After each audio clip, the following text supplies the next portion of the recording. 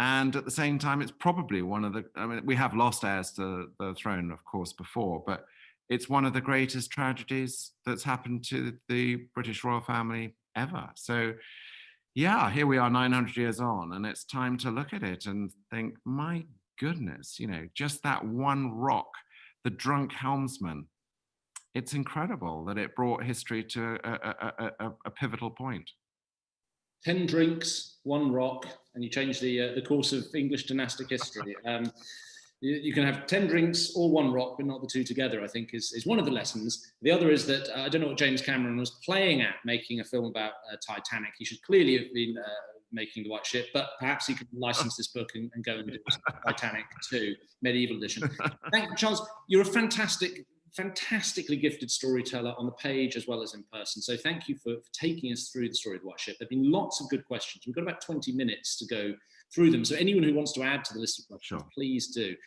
Here's one that I think is very interesting because it leads on to another point that we haven't talked about. Jimmy Meeks says, were any bodies of the passengers of the White Ship ever recovered? So bear that one in mind, but also then let's talk about another body that hasn't been recovered because the protagonist of the early part of your story was Henry I, and we know for a fact that Henry I has gone missing.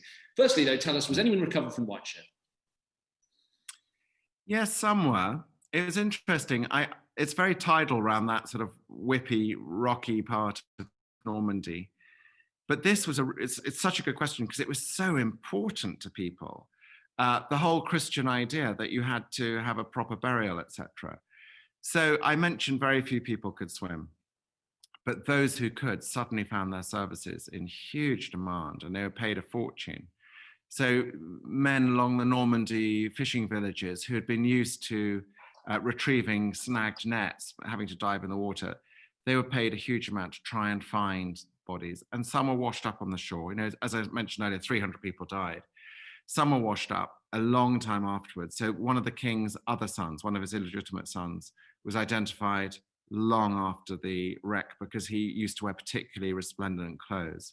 Unfortunately, the rocks or the crabs or something had removed his face. But yes, they were. But the prince wasn't found. The huge majority weren't found. And the monk historians were so traumatized by the meaning of this story. What had these people been guilty of?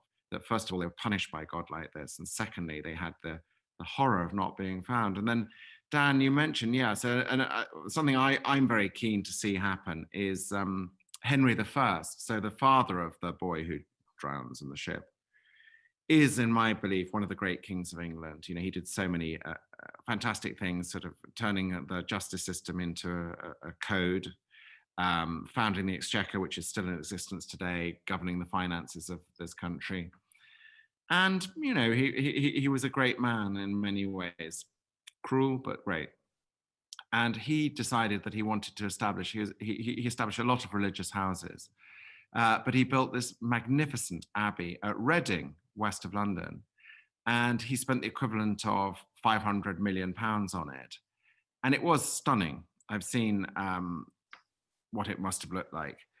But unfortunately, first of all, Henry VIII said no more Reading Abbey. And then in the English Civil War, Charles I blew it up during a battle. So now it's pretty certain that Henry I's body is still there where the altar was. And you've got a few walls, crumbly walls, and then the altar, and therefore the king, is now not under a car park, but he's under the nursery wing extension of a school. And I just think it would be wonderful if he could be reinterred in somewhere more suitable. And, there's a local church where people say he should go to, but he wasn't a local church kind of guy, really. He was quite a big show sort of figure, and I think he should be in Westminster Abbey. And I've put out feelers, and they're saying, well, we're not doing any more burials at Westminster Abbey. We might possibly put a plaque up and have the ashes. But I'm thinking, goodness sake, this is a man whose father was crowned at Westminster Abbey, his brother was, he was.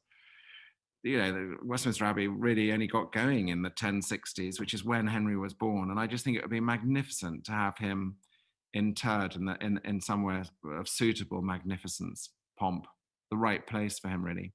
Obviously not a question for me, but I just think it's very sad that he's languishing somewhere he really wouldn't have wanted to be.